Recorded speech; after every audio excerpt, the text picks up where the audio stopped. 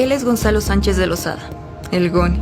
Ahorita es visto como el peor gobernante de Bolivia, pero no siempre fue así. En su primer gobierno, muchos pensaban que el Goni estaba salvando a Bolivia. De supuesto salvador a traidor. Es un gran salto. ¿Cómo pasó todo esto? ¿Cómo lo hizo? ¿Fue el único? Pero hoy te hablaré de mucho más que anécdotas sobre un presidente. Te voy a contar la historia de cómo un puñado de empresarios logró vender un país. Su red involucra cientos de funcionarios y empresarios y miles de millones de dólares en corrupción. Para Bolivia, fue una gran tragedia.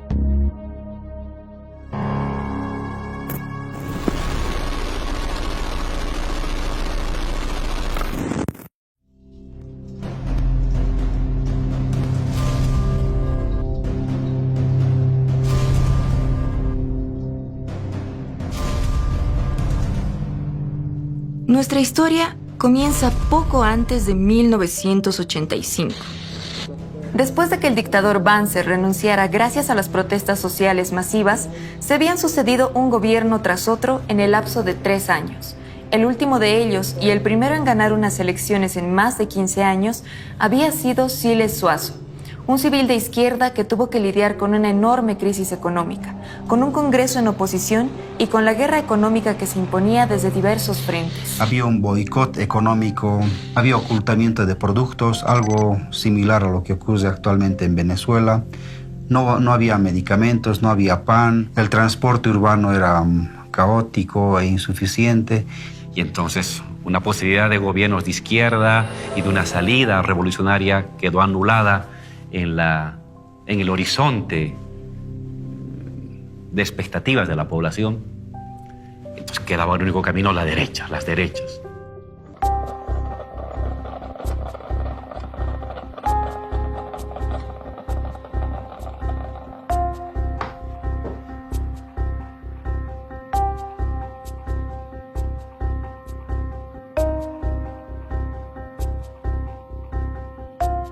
Bolivia estaba estancada, con una inflación escalofriante, incertidumbre, violencia.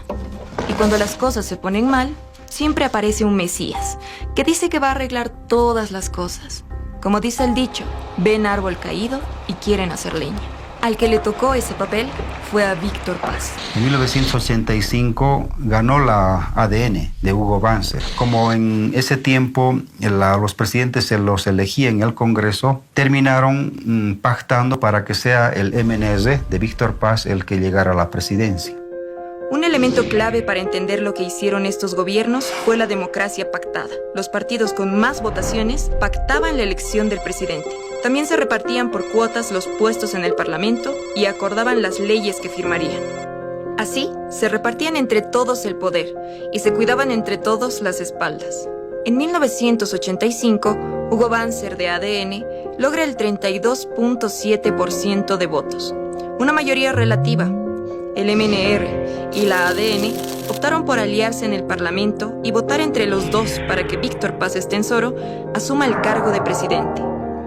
Este pacto fue llamado el Pacto por la Democracia, con el que apoyaron el Decreto Supremo 21060, que dictó el despido de miles de trabajadores mineros.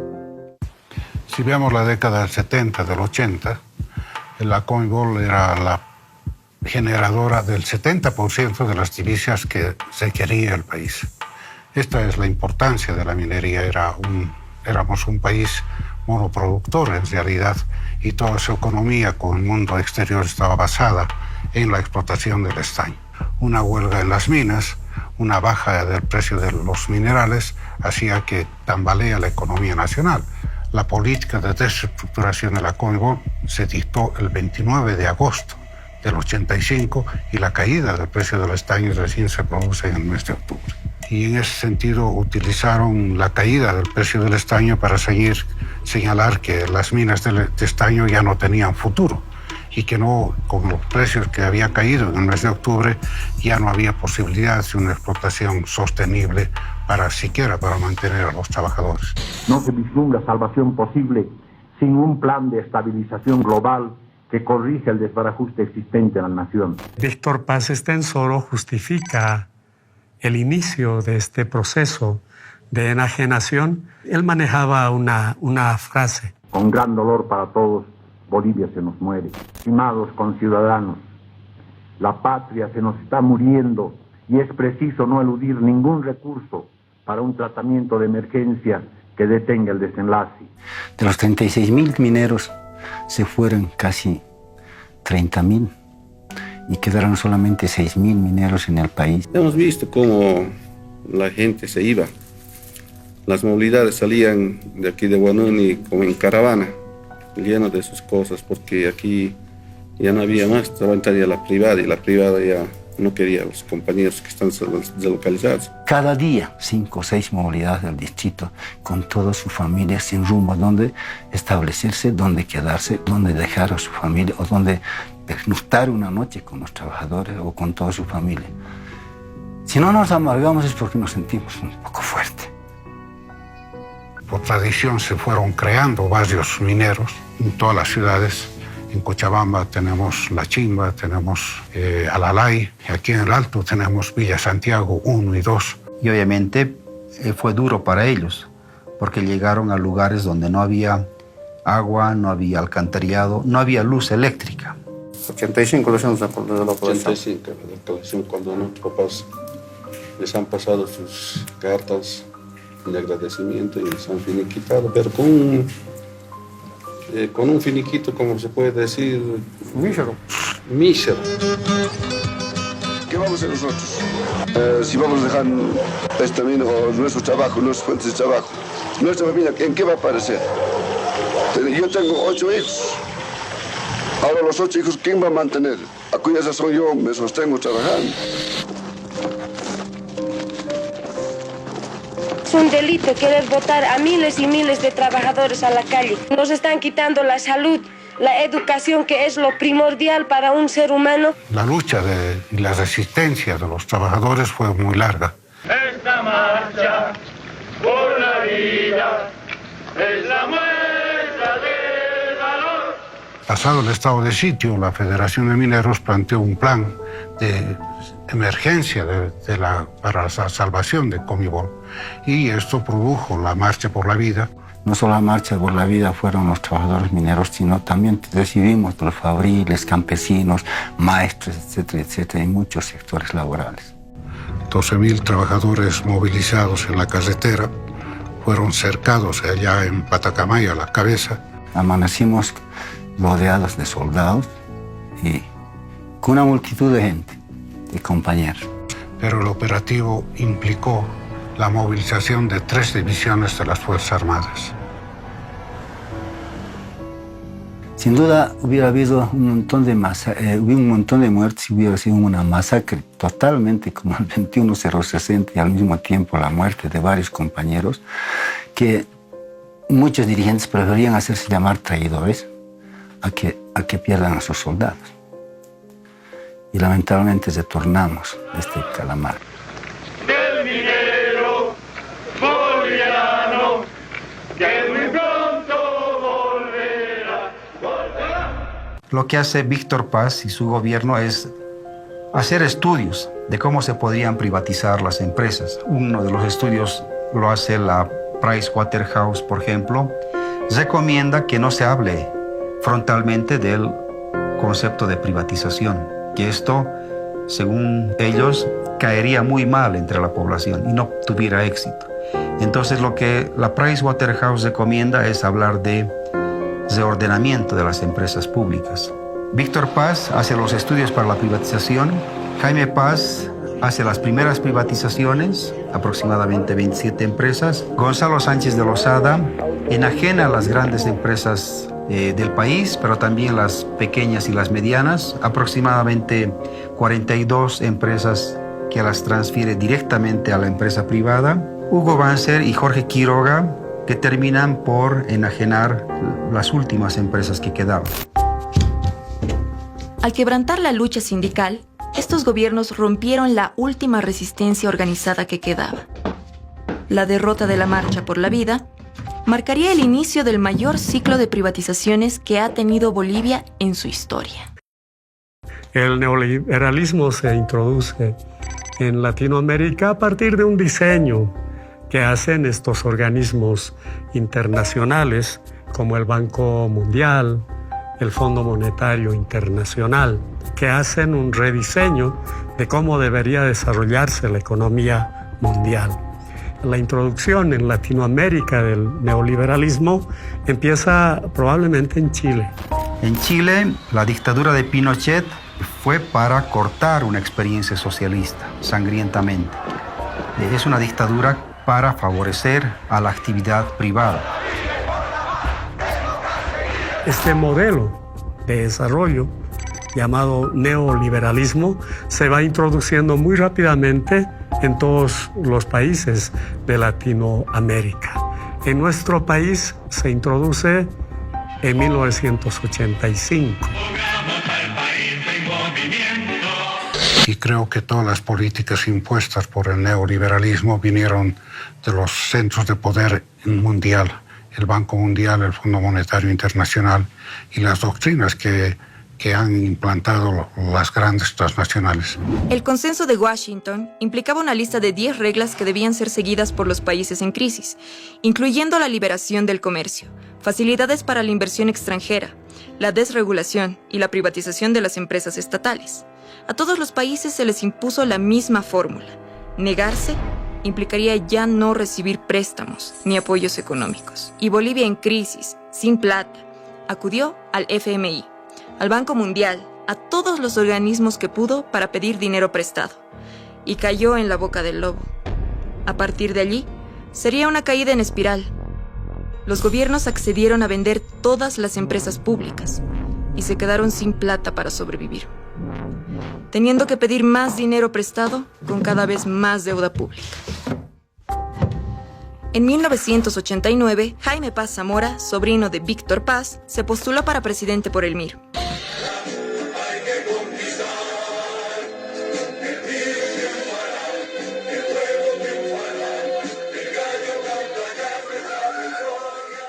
El proceso de privatización, que es el primer proceso de la enajenación, empieza con Jaime Paz Zamora. La enajenación es la forma en la que los gobiernos neoliberales aniquilaron las empresas públicas. Había 3 fórmulas: la privatización, la capitalización y el cierre de las empresas públicas. La privatización, que es la venta directa de las empresas públicas, sobre todo de las pequeñas y medianas, pertenecientes a los ministerios, a las prefecturas, las cortes y los municipios. Las cortes es una abreviatura para referirnos a las corporaciones de desarrollo departamentales.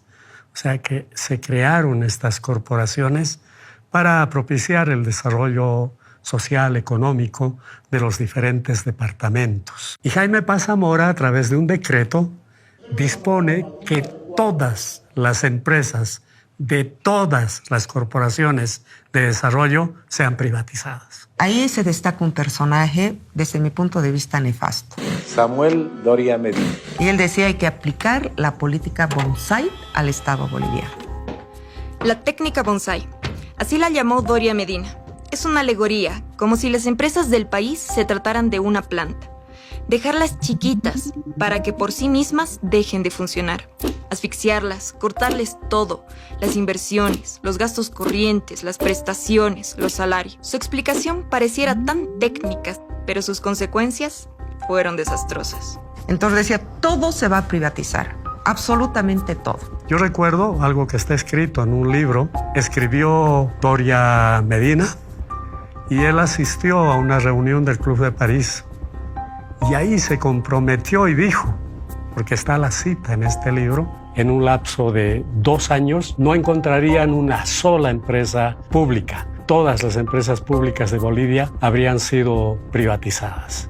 Las declaraciones de Doria Medina en esta cumbre lo que hicieron fue ofrecer a Bolivia en un escaparate, para quien quisiera comprarla. Hay que mencionar que varias de las empresas de las corporaciones de desarrollo no estaban en las ciudades capitales, sino estaban en el área rural. Y el cierre o la privatización, ¿no?, la venta de estas empresas, de las corporaciones de desarrollo, fomentó de alguna manera esta migración de personas que vivían en el campo hacia las ciudades, con las consecuencias que todos conocemos. En el caso de Tarija, se ha considerado la privatización de la fábrica de cemento El Puente. En el caso de Chuquisaca, la privatización de Fancesa. En el caso de Potosí, la privatización de la línea aérea imperial. En Cochabamba, se privatizó un servicio básico, el servicio del agua. En el caso de la fábrica de hilandería de Santa Cruz, es una empresa en la que el Estado gastó $70 millones, pero para su venta la pusieron en $7 millones, pero no la venden en 7 millones, sino en $4 millones, es decir, por debajo de su valor referencial de venta. En Pando, la privatización de la fábrica de cerámica roja. En el Beni, la privatización de la empresa nacional de la castaña. Y en La Paz, la privatización de la fábrica de vidrio nacional denominada Fambi Plan. En el caso de Oruro, la privatización de la terminal de buses como del hotel terminal. En esta investigación se ha tomado un caso específico. Las plantas industrializadoras de leche fueron creadas a partir de 1960 para combatir la desnutrición infantil. Decidieron, en el gobierno de Jaime Paz, privatizarlas todas. Las protestas sociales lo evitaron por varios años, hasta que lo consiguió el gobierno de Gonzalo Sánchez de Lozada. Las 2 PIL más grandes fueron vendidas en paquete a una empresa peruana. Estas empresas valían casi $13 millones. Gloria consigue comprarlas en 8 millones. La empresa decidió poco tiempo después importar más y más leche en polvo de Perú, en lugar de comprar a los productores locales. Por esta razón, los productores nacionales sufren las consecuencias y los precios aumentan en forma paulatina. El gobierno de Jaime Paz privatizó 28 empresas públicas. Si contamos las empresas que fueron cerradas, el número sube a 45. Así comenzó en forma el proceso de privatización de las empresas públicas. Buenas noches. Durante estos últimos 4 años, yo he visitado casi todo Bolivia, siempre buscando soluciones, no promesas, verdaderas y efectivas soluciones. En 1993, el GONI vuelve a postularse por el MNR. Para ganar las elecciones en el Parlamento se alió con la UCS y el MBL. Este pacto se llamó Pacto por la Gobernabilidad. Juntos elaboraron un plan para vender las empresas públicas más grandes del país, las estratégicas. A este plan lo llamaron capitalización y lo promocionaron con bombos y platillos en el extranjero y por todos los medios de comunicación del país. La capitalización, que es la inversión privada en las empresas estratégicas, la luz, el gas, la minería, el ferrocarril, el petróleo. En el papel, el Estado se mantendría con la mayoría de las acciones y controlaría la empresa. Y con la inyección de capital, las empresas crecerían al doble. El GONI había estudiado cine antes de volverse a la política.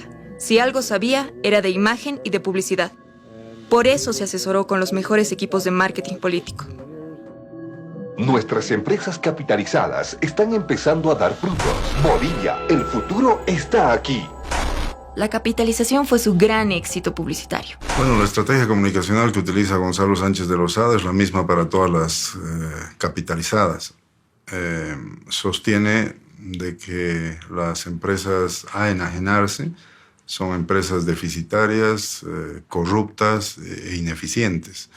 Consideraba que los bolivianos eran unos inútiles, que los bolivianos eran unos incapaces, que los bolivianos casi eran unos salvajes y que los únicos que podían llevar a Bolivia a la modernidad eran los extranjeros, los gringos, para que ellos, con su conocimiento y su tecnología y su cálculo racional,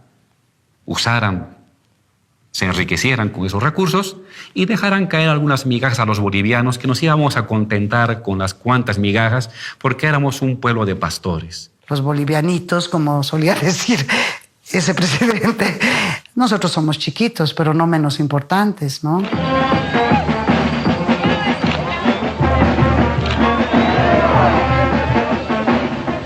What I laugh about is you shampoo it, and then when you comb it, it's still full of this stuff. This is God's punishment to politicians in Bolivia.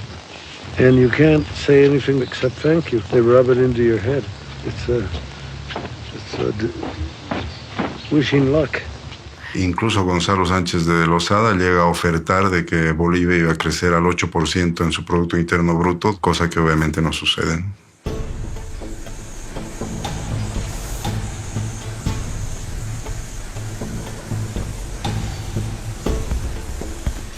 Bueno, YPFB ha sido y es la empresa estatal más importante del país. Yacimientos manejaba toda la cadena productiva: exploración, explotación, comercialización, transporte y almacenamiento. Había dos documentos básicos, ¿no? Que era el contrato de transferencia de refinería y el Decreto Supremo 25502, que es un reglamento de operación de refinerías. ¿Cuál es el problema acá? Esta ley entrega a las transnacionales la propiedad de los hidrocarburos en boca de pozo.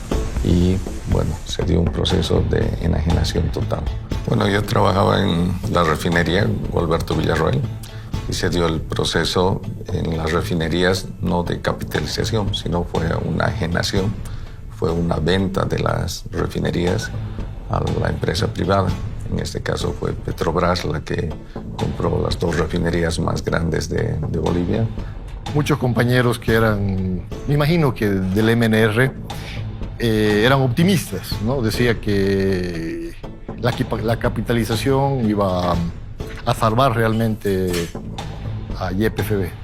Pasa esa política y va a ser capitalizada ya con el gobierno de Gonzalo Sánchez de Lozada. De la misma forma, una política muy clara era deshacerse de los trabajadores, ¿no? Se hizo cargo Petrobras. Creo que de la mitad de nosotros se deshizo. Se calcula entre 6.000 a 8.000 trabajadores que tenía. Por no decir aterradores, hemos vivido momentos muy malos. Por detrás de cada trabajador siempre hay una familia. Entonces, no podíamos decir nada. Estábamos en una tensión nerviosa porque había políticos que querían entrar a la empresa y nos llamaban inclusive por teléfono, nos decían, ya falta poco tiempo y yo voy a entrar de tu cuenta al trabajo, ¿no? Entonces, si no aceptábamos eso, nos retiraban de la fuente de trabajo. Ya había el 21060. Bueno, las protestas han sido masivas, ¿no? Se formaron comités de defensa de la patria, de la nación, de los recursos. Bueno, iba más capital a las empresas transnacionales, más utilidades, y se quedaba muy poco, casi nada para el Estado. La capitalización de YPFB fue especialmente desastrosa. YPFB era la empresa que sostenía al Estado boliviano, aportando la mitad de los ingresos nacionales. Ahora, las empresas extranjeras aportarían apenas un 18% en regalías, con cada vez menos ingresos para Bolivia.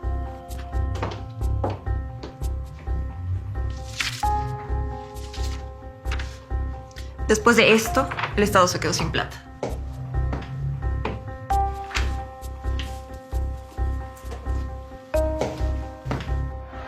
Las consecuencias de todo esto las veríamos unos años después.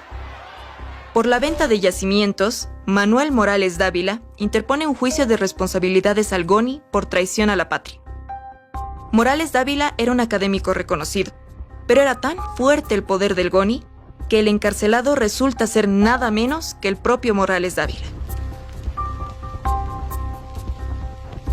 El GONI incluso se burló de lo sucedido. Al fin y al cabo, estaría libre durante el resto de su vida. O casi.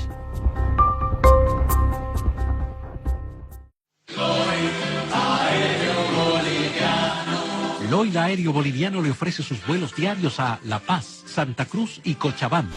Este es un gran progreso, un gran paso y una gran muestra de lo que la capitalización puede hacer en una empresa que prácticamente se nos estaba muriendo. El OI fue creada en el año 1925 y el principal rol que cumplía el OI era de integración. Inicialmente vinculando las rutas internas y con posterioridad el establecer un vínculo entre el país y el exterior. Antes de su capitalización tenía un valor de mercado de $90 millones, sin considerar el valor de sus intangibles, que según las consultorías que se contrataron en ese tiempo, era de aproximadamente 30 millones de dólares. Es decir, una empresa que costaba aproximadamente 120 millones de dólares. Y establecieron que el valor en libros de esta empresa era 23 millones de dólares. Me acuerdo de estar también leyendo los periódicos de aquella época y ver cuántas movilizaciones había, ¿no? Cuántas movilizaciones hubo para que el Lloyd Aéreo Boliviano no pase a manos privadas. Era una empresa, orgullo nuestro, era la línea bandera, una de las empresas que mantuvo su nombre, el primer nombre más antiguo de empresas aéreas de Sudamérica. Tenía convenios y posibilidades de vuelo con muchísimos países, realmente una empresa potente. Cuando se ha capitalizado el Lloyd, yo ya era jefe de un departamento, entonces yo sabía que nosotros no le costábamos un centavo al Estado. Es más, el Estado le debía a la empresa. Con la sola presentación de una empresa se podía llevar adelante el proceso de capitalización. Y es BASF, una empresa que además con oscuros antecedentes, con un historial negro en el Brasil. Puedo influir ante la casa matriz de mi empresa sobre qué se debe hacer y cuál es el camino a seguir con el personal del Lloyd Aéreo Boliviano. Pero por favor, que se queden tranquilos.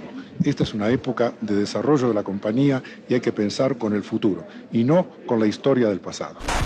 Pertenecía a la familia Cañedo y la familia Cañedo tenía ya antecedentes procesales en Brasil. Tenía procesos por haber malversado aproximadamente 800 millones de dólares.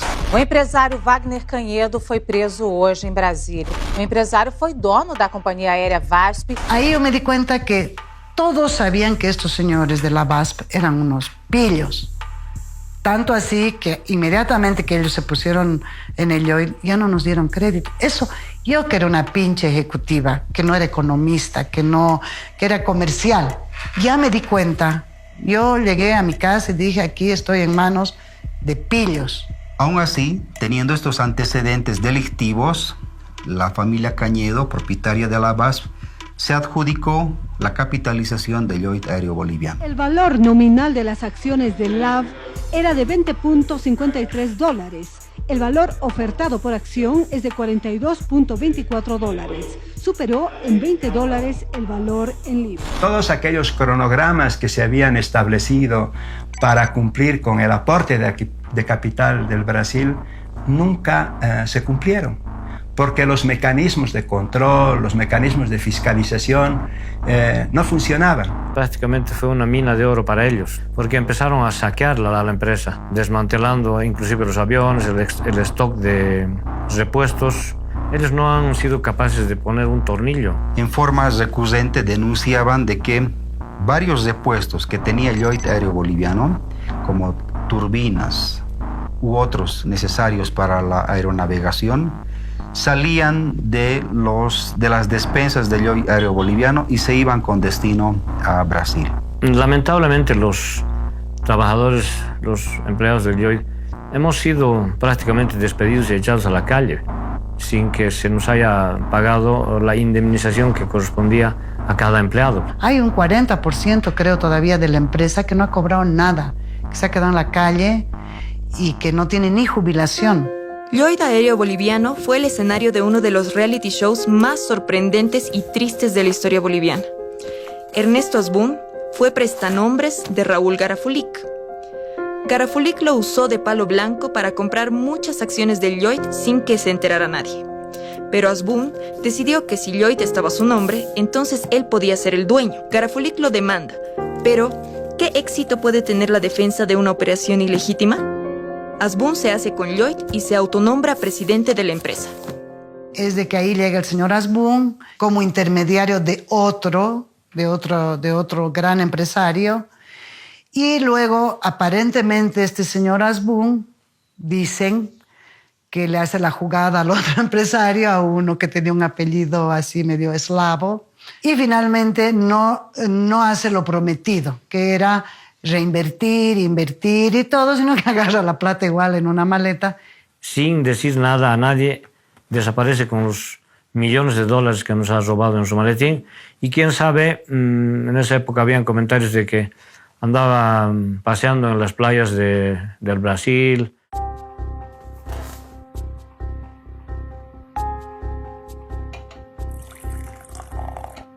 Además de capitalizar 5 empresas estratégicas de Bolivia, ENDE, Entel, ENFE, LAV y YPFB, el GONI logró vender otras 42 empresas bolivianas. Sin embargo, la mecha de la revuelta social ya estaba prendida.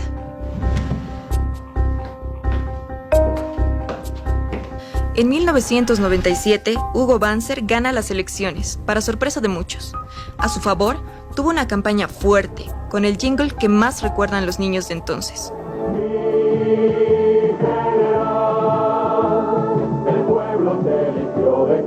Viene el gobierno de Hugo Banzer Suárez y Jorge Tuto Quiroga, y ellos deciden, descartamos la capitalización de Vinto, pero la vamos a privatizar. Por un lado, privatizar la fundición de estaño y por otro lado, privatizar la fundición de antimonio. Se inicia el proceso con una licitación a nivel internacional. O sea, gana esta licitación una empresa inglesa que se llamaba Allied Deals PLC y paga por ella $14 millones, 14,7. En realidad recibe de regalo, porque para el proceso de enajenación se contrata consultores, 4 millones, ¿no? Se paga beneficios sociales, 8 millones, ya son 12, ¿ya? Y se invierte en temas de medio ambiente. El año de la licitación, en 1999, 5 millones, 17 millones gastados para la privatización de Vinto. Y Vinto ha sido vendida en 14,7 millones. El valor mínimo de venta de la empresa metalúrgica Vinto Estaño era $41 millones. El viceministro de Minería en ese entonces denuncia que la empresa metalúrgica Vinto, que se ha entregado esta empresa en un precio menor al que debería tener y paralelamente renuncia al cargo de viceministro. Y cuando se la vendió no se tomó en cuenta el mineral que estaba en el circuito de la planta, que eso aproximadamente era $16 millones. Y algo parecido pasa con la fundición de antimonio. Esa fundición tenía como precio bajo, el más bajo, $2.600.000. Paribas, el banco de inversión, da un precio mínimo. ¿Y saben cuánto da el precio mínimo? $100.000. En su periodo, Banzer termina de vender casi todo el resto de las empresas públicas, incluyendo la concesión de CEMAPA, el servicio de agua de Cochabamba. Habría terminado de venderlas si no fuera por la crisis social que se extendió por todo el país, avivando las resistencias sociales.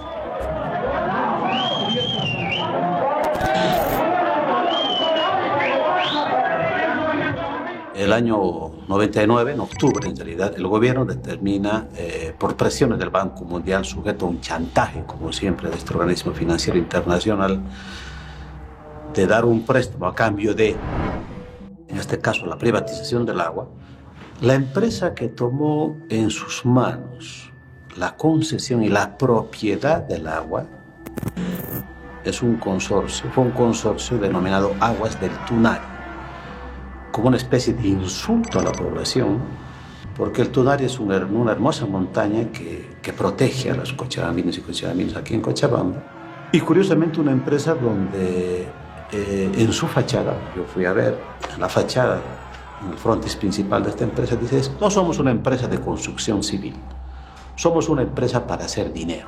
Eso es lo que dice cínicamente esta empresa en su principal edificio en San Francisco.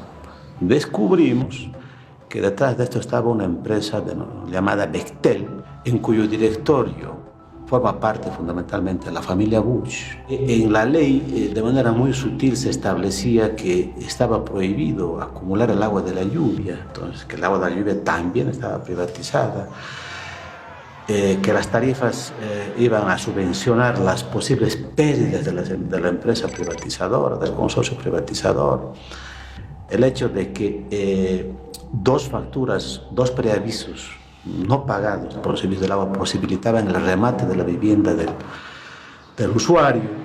Entonces se conformó la Coordinadora de Defensa del Agua y la Vida como un primer paso de establecer una gigantesca coalición donde prácticamente estaban todos los sectores. Yo diría desde los dueños de los hoteles más lujosos en Cochabamba, porque les afectaba la problemática del agua, hasta los vendedores ambulantes o la gente de Cochabamba que no tiene una sola gota de agua hasta el día de hoy. En cada casa, en cada puerta en Cochabamba, en el campo de la ciudad, tú veías barricadas. En cada puerta de una cuadra tú podías ver 100 barricadas. Eso le dio mucha fuerza al movimiento, es decir, lo simbólico.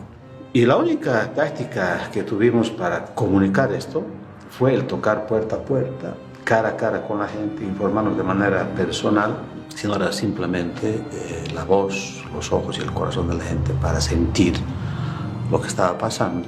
Y ante la imposibilidad de dispersar con los elementos tradicionales, como gases, perros, palos y balines de goma, utilizó francotiradores. Y aquí cayeron pues por lo menos 30 jóvenes, todos heridos de bala, con lesiones irreversibles, y murió un joven. Y alguna vez pensábamos y dijimos, ¿por qué hemos perdido el miedo en aquel tiempo? Y la gente decía, porque hemos recuperado la confianza mutua, porque hemos dejado de sentirnos solos. Y cuando uno se siente solo, siente mucho miedo. Pero cuando uno deja de sentirse solo, acompañado, pierde el miedo. Yo repetía un eslogan que decía, el pueblo unido jamás será vencido.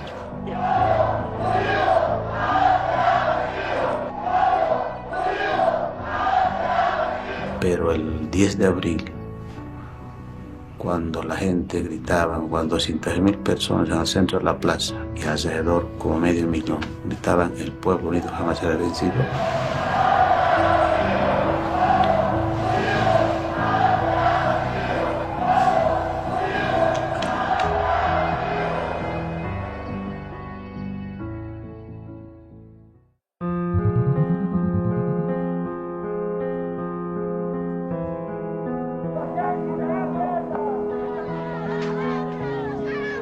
yo diría que la guerra de la coca se genera pues desde el momento mismo en que la DEA establece sus cuarteles en las zonas cocaleras y establece un conflicto armado, desigual, totalmente desigual contra los compañeros cocaleros. Pero la guerra de la coca se traslada a la ciudad después de la guerra del agua, ¿no? El año 2001-2002, ¿no? Cuando el gobierno decide, en aquel tiempo, el gobierno de Banzer, el mismo que tomó la decisión de la privatización del agua, decide penalizar la comercialización y el consumo de la coca del Chapare. Es decir, en los mercados nadie podía comercializar y menos comprar para el consumo del hoja de coca. Fue una lucha muy dura, hubieron muchos muertos de ambas partes, tanto de represión, militares, policías, como también de los hermanos cocaleros, ¿no? Fueron un referente de valentía, de organización y de firmeza en su lucha. Aquí en la guerra del agua, yo diría, sin los cocaleros hubiera sido muy difícil afrontar de manera muy directa a los organismos de represión. Ellos ya habían tenido toda una historia de enfrentamientos, habían establecido tácticas estratégicas y estrategias en el Chapare, que en la guerra del agua las vinieron a transmitir y compartir con nosotros. Creo que fue un momento muy duro, pero yo diría parte de la historia de este pueblo que avanzaba en la decisión de establecer un escenario político y económico de decisiones soberanas por parte de nosotros. Bolivia necesita más trabajos para resolver la crisis. Goni y Carlos Mesa han firmado un contrato con los bolivianos que los compromete a construir una nueva carretera de norte a sur. El MNR logra una coalición con el MIR, a los que se suma UCS firmando el Plan Bolivia para un acuerdo de responsabilidad nacional. Con esta coalición, el Goni es elegido presidente y Carlos Mesa vicepresidente. Luego obtiene el apoyo de Nueva Fuerza Republicana, de Manfred Reyes. Cuando vuelve Gonzalo Sánchez de Lozada al gobierno, y la verdad es que el país no tenía dinero ni para pagar sueldos, ni para pagar aguinaldos. Deberían recurrir a los organismos internacionales permanentemente. Las arcas del Estado estaban completamente vacías y eso era porque la plata que estaba generando el país por la explotación de sus recursos naturales estaba siendo aprovechada por las empresas transnacionales. Ya lo habíamos previsto en la venta de YPFB. Ese dinero se traduce en hospitales, escuelas, carreteras. Con ese dinero se paga a los maestros, a los médicos y a los policías. ¿Qué pasó cuando esos gobiernos vendieron todas las empresas estatales? El Estado no tuvo un céntimo. El mismo que vendió la capitalización como la forma de salvar a Bolivia, ahora le pedía desesperado a los trabajadores que entendieran su nuevo impuesto. Pero para financiar los fondos de contrapartida que se necesita para desembolsar la ayuda externa, la plata que nos donan, la plata que nos prestan en condiciones concesionales, necesitamos mayores ingresos. Por eso nos vemos obligados a cambiar el impuesto al IVA, el complementario. Si gana 1.000 bolivianos, el impuesto va a ser apenas 15 bolivianos.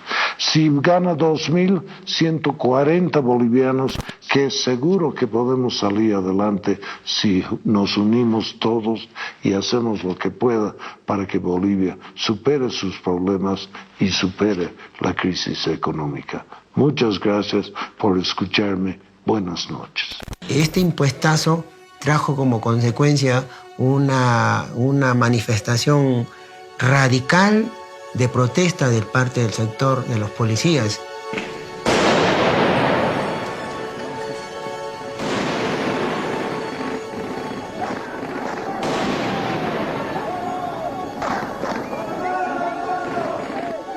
Hay un enfrentamiento en la Plaza Murillo entre policías y soldados y el ejército, ¿no? El ejército que respaldaba a Gonzalo Sánchez Lozada y los policías que estaban reclamando que se les elimine ese impuestazo, ¿no?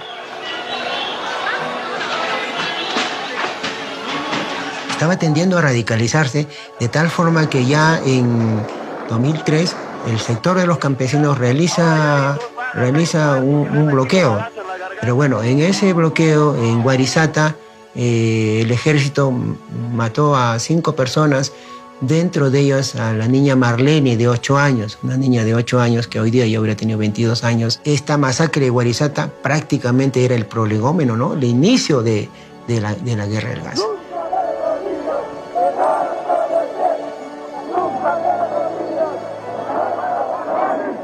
Pretenden sacar el gas por Chile a México y a Estados Unidos. Bolivia hopes to be a supplier of liquid natural gas to Baja California, to California.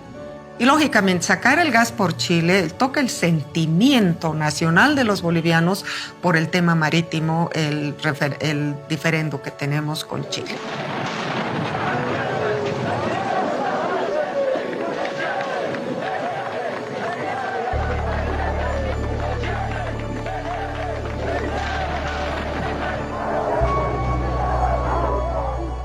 Y a partir de ese agravio histórico es que se fue construyendo una voluntad nacional popular, una voluntad colectiva de dignidad y de soberanía frente a esta decisión que estaba tomando Sánchez de Lozada. Un domingo, creo que no fue si el 10 o el 11 de octubre de 2003, ya a esa fecha La Paz estaba ya como 20 y tantos días de bloqueo. Bloqueo absoluto donde no circulaba ningún vehículo ni transporte. Y en consecuencia de ello no había gasolina, no había GLP, no había gas. Sánchez de Lozada y Sánchez Berzaín instruyen a la Fuerza Armada trasladar cisternas de GLP y de gas, de gasolina, desde Sencata a La Ceja para que puedan ingresar a la ciudad de La Paz.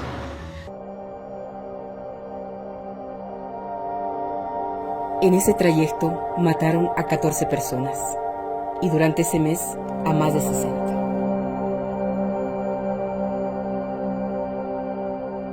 El error más grande fue que Sánchez Lozada deje el poder. Él tenía la obligación y nosotros teníamos, y si hay algún delito por el cual a mí me quieren juzgar y condenar, no necesitan hacerlo, yo me declaro culpable. Bueno, el motivo de nuestra movilización es en contra de este gobierno. Me sorprendí la cantidad de gente que había. Una inmensa cantidad de gente. En cada esquina, los paseños Lo recibían a los salteños con pan, con agua, con refresco. Nos abrazaban. Nos abrazaban. Y ahí me acordé lo que decían los bolivianos. El león dormido se ha levantado. Y ahí comprobé, efectivamente, que el pueblo paceño y alteño se habían juntado. Era la voz unísona que Gonzalo Sánchez de Lozada debía salir. Fuera Gonzalo Sánchez de Lozada. Y en esa guerra, ya finalmente el neoliberalismo colapsa. Antes de irse, el GONI sacó dinero del Banco Central de Bolivia y se lo llevó en maletas al huir del país. Renuncia a Goni, se va, como ustedes conocen, en un helicóptero con su ministro de gobierno y otros, creo que era su ministro de comunicación, se van al exterior, a Estados Unidos, y asume la presidencia el vicepresidente, que era Carlos Mesa. El pueblo recibió con esperanza a Carlos Mesa. Él prometió, frente a toda esa gente, firmar la ley de hidrocarburos. Poco tiempo después, se retracta. Porque no hay un solo país en América Latina más dependiente que Bolivia en lo que hace a la cooperación. Sabe, señora maestra, le estoy pagando a La Plata una parte de su salario de la limosna internacional que recibo porque extiendo la mano. Por lo tanto, no acepto y le pido a usted, ciudadano, que no crea esa mentira gigantesca e inaceptable de que Evo Morales tiene una ley en favor del país y Carlos Mesa y su gobierno una ley en contra del país. Hacer discursitos de independencia y de soberanía sentado del otro lado del escritorio es muy fácil. Evo Morales, con quien he hablado muchas veces y le he explicado detalladamente esta realidad, tiene mucha facilidad para salir a bloquear Bolivia, porque eso es muy cómodo, honorable Evo Morales. Es muy cómodo bloquear Bolivia. Es muy fácil bloquear Bolivia. Venga usted a gobernar y verá usted lo que es la administración del Estado. Le tembló la mano a la hora de firmar. Al final de todo esto, renuncia. He decidido presentar al país mi renuncia al cargo de presidente constitucional de Bolivia. Es presentar mi renuncia al cargo de presidente de la República. Queda usted posesionado como presidente constitucional de la República de Bolivia. A partir de este momento, a partir de esta fecha, queda nacionalizado todos los hidrocarburos en el territorio nacional.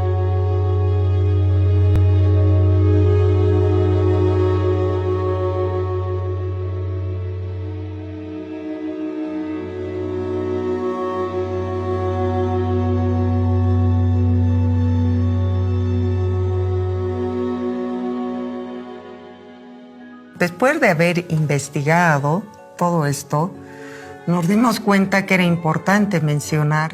Habían nombres y apellidos que se repetían, nos sonaban que ya los habíamos visto en otro proceso y como aquí se repiten. La participación de empresarios privados en la política nacional, como ministros, como viceministros. Hay varios casos, digamos, en los que viendo estas redes podemos identificar que se ha consolidado unos grupos empresariales muy fuertes, muy poderosos económicamente hablando, y es así, o sea, es una rotación muy común en las sociedades latinoamericanas.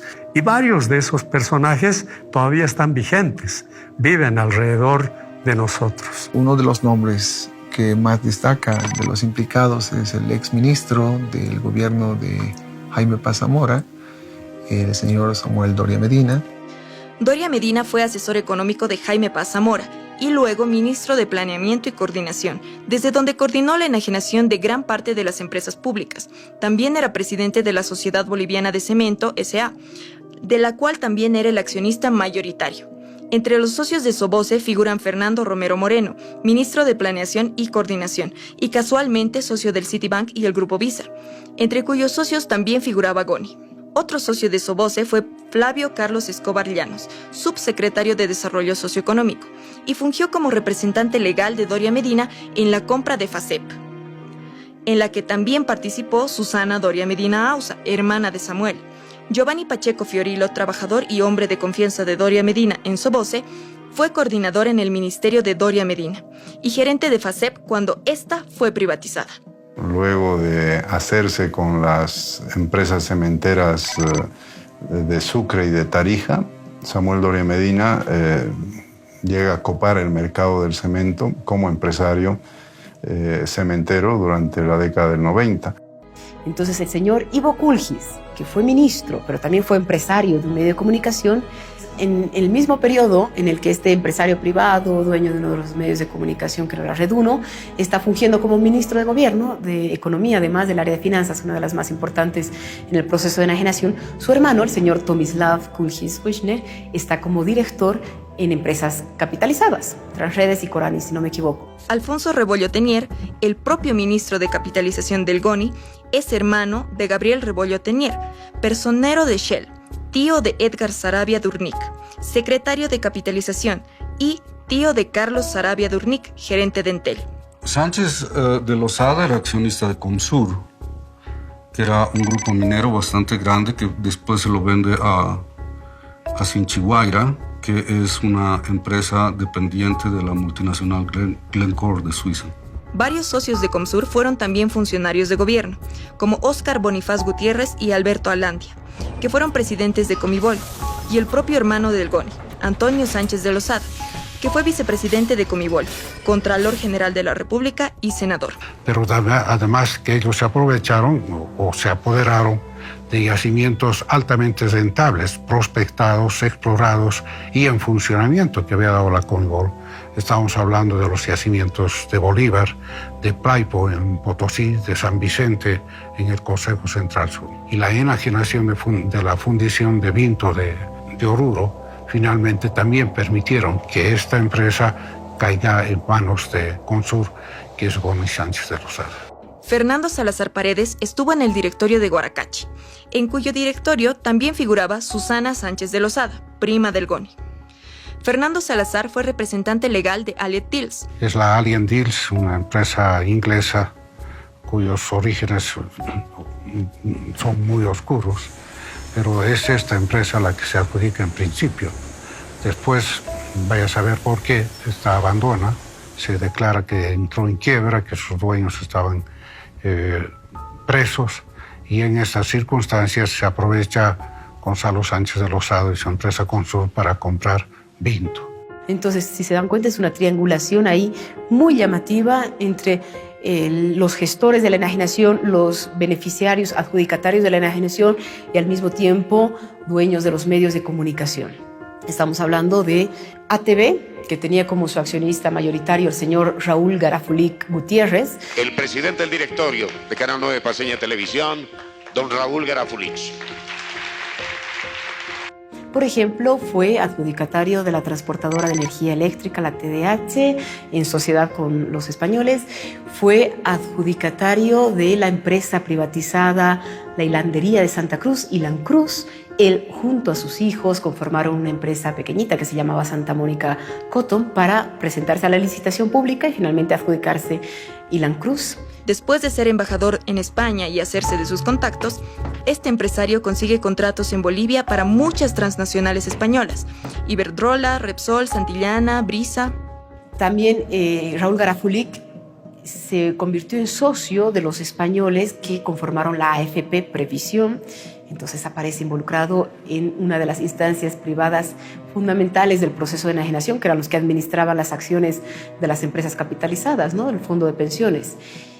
Y dentro de la AFP pues aparecen muchos otros nombres que él ponía en los directorios de las empresas capitalizadas, sus propios socios, sus propios hijos, etc. Uno de los más llamativos es el que fue vicepresidente de este país, vicepresidente en el gobierno de Jaime Paz, también en el acuerdo de la ADN y del MIR, el señor Luis Ocio Sanginés. También tenía un vínculo empresarial muy estrecho con Raúl Garafulic. Aparece en el directorio de una de las empresas privatizadas que se adjudicó Garafulic, que fue la transportadora de energía eléctrica. Aparece en el directorio de la capitalizada Entel, y es director porque es nombrado por la AFP Previsión, en la que también fue parte de su directorio. Garafulic compró Hilancruz, después de lo cual la vende a Andrés Petricevic, ex ministro de Transporte y Obras Públicas, con quien compró también el periódico La Razón y fue director de la capitalizada empresa Chaco. Petricevic era accionista de AFP Pervisión, en donde fue director en 2002. Otros directores de la empresa fueron Carlos Kempf, Manfredo Kempf y Julio Kempf, quien también fue director de Ferroviaria Oriental. Allí también fue director Raúl Garafulic y su hijo, Dieter Garafulic, quien a su vez también fue director de Transredes. En el mismo consorcio aparece Samuel Doria Medina del MIR, con Andrés Petricevic del MNR, con el señor Julio León Prado, que estuvo muy próximo también al MNR, al ADN, el accionista mayoritario de la aseguradora adjudicataria de hacerse cargo de los seguros y también del Grupo Visa, que participó en varios procesos de estos. Podemos concluir diciendo que nosotros hemos identificado 55 individuos articulados entre sí por nexos políticos, empresariales y familiares. ¿Y cuánto fue lo que nos quitaron? Cedieron los recursos naturales a valor cero.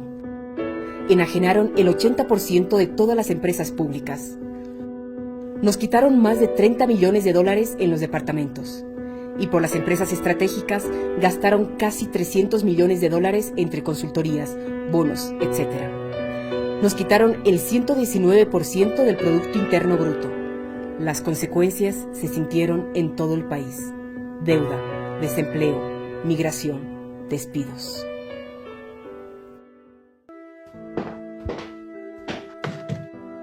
Perdimos en total 9.314 millones de dólares de entonces. Ahora serían más de 20.000 millones de dólares. ¿Cuánto se pudo haber aprovechado esa plata? ¿Cuánto perdimos realmente? ¿Cuántos despedidos, relocalizados, encarcelados, muertos? ¿Cuál es el precio de un país?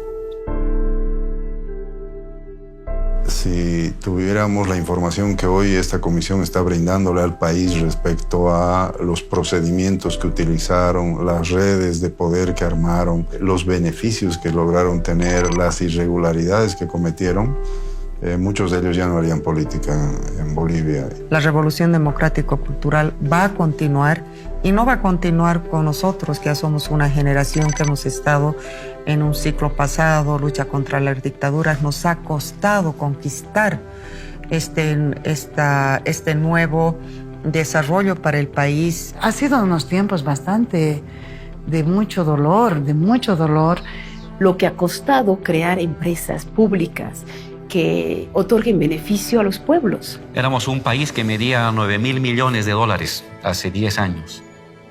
Hoy somos un país que mide 36.000 millones de dólares en Producto Interno Bruto. Hemos multiplicado casi por 4 el volumen de la riqueza boliviana. Y eso es básicamente haber recuperado el control del gas, del petróleo, de los minerales, de las telecomunicaciones, de la electricidad. Creo que defender los recursos naturales es vital para el pueblo boliviano porque es la manera de defender la soberanía y nuestra identidad nacional. Pero también el trabajar permanentemente la memoria. El saber adecuar el rescate de la memoria a las nuevas tecnologías, a los nuevos soportes, a las nuevas simbologías y al nuevo espíritu colectivo que prevalece en las nuevas generaciones. Y yo me doy cuenta ahora qué importante es conocer cómo se dieron las cosas. Porque si algo hay que aprender del pasado, es que los grandes errores que se han cometido no se los vuelva a repetir. Pero qué duro, y ojalá nunca, pero nunca nos vuelva a pasar. Ojalá no abramos ni así la puerta, porque ahora ya siento yo que la puerta ya está la pata metida ahí. Y privatización, reitero, no solamente es un despojo de algo material, de algo que afecta a la vida de la gente, sino también privatización significa el querer borrar la historia, tu memoria.